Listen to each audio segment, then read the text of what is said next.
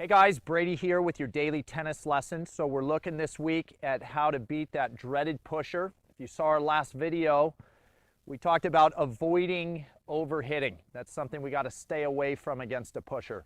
Today we're going to look at 3 things that you need to start doing a lot more of in order to take, kind of the reins and really start to destroy this player over here who just makes a ton of balls but isn't really pressing you. The first thing is positioning. I think if you guys have watched any of our other videos where I've, played somebody that's hitting heavy, we've talked about positioning a little bit more off the baseline to give yourself a little more time to deal with kind of that big bounce. It's kind of the exact opposite against a pusher. What's great about that ball, even though there's going to be a lot of them coming, is that they're not pressing you. They're not making you all that uncomfortable, except for the fact that you have to hit a lot of shots.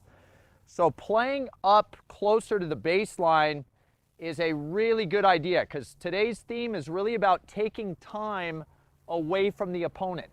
And I think you guys would agree that if my standard ready position is about 3 to 5 feet behind the baseline, by stepping up to the baseline, I've taken away 3 to 5 feet of the ball traveling from the baseline back here to my standard ready position, and that same 3 to 5 feet of the ball coming off my racket, moving out into the other side of the court. So that's anywhere between 6 and 10 feet of court that the ball doesn't have to travel now on my side. Hopefully that math isn't too confusing. But ultimately, saving myself 6 to 10 feet of the tennis ball traveling into Mark's side of the court is going to give him less time.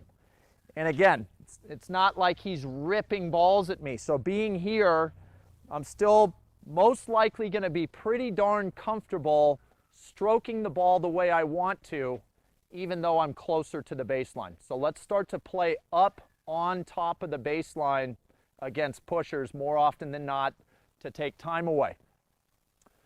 The second and third points we're going to make today are really the bread and butter of starting to have a game plan to beat this player consistently.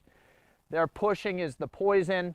The anti-venom, so to speak, is starting to take the ball on the rise quite a bit more, and then ultimately starting to take a lot of these floaters out of the air.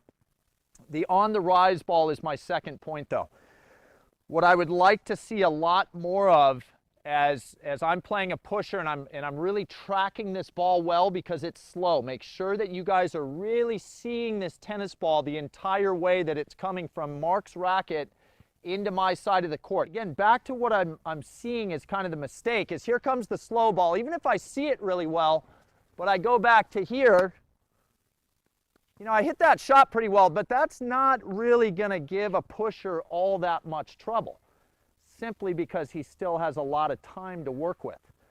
So if on that same type of ball, I'm going from standing on top of the baseline and taking it on the rise,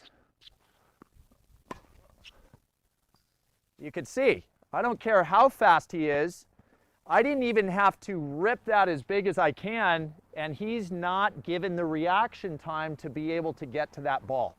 So on the rise is really, really key, and I think you guys will start to hit that on the rise more effectively if you really do a great job of tracking the ball with your eyesight from his racket all the way to the bounce. That's a really key part of that shot.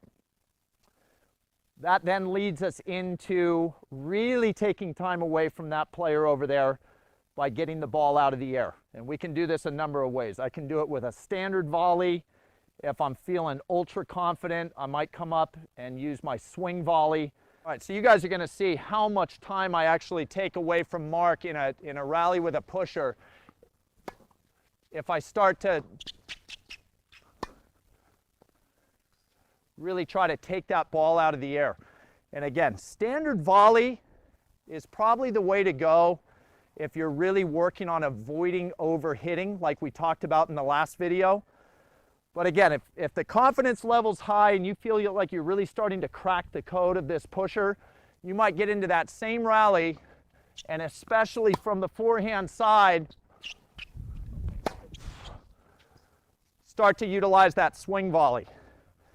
And that's when you're going to see that pusher on the other side of the court just start to feel so defeated, because they know that their game doesn't have another gear. There's not much else they can do to beat you, and you're just taking that shot out of the air, giving them so little time.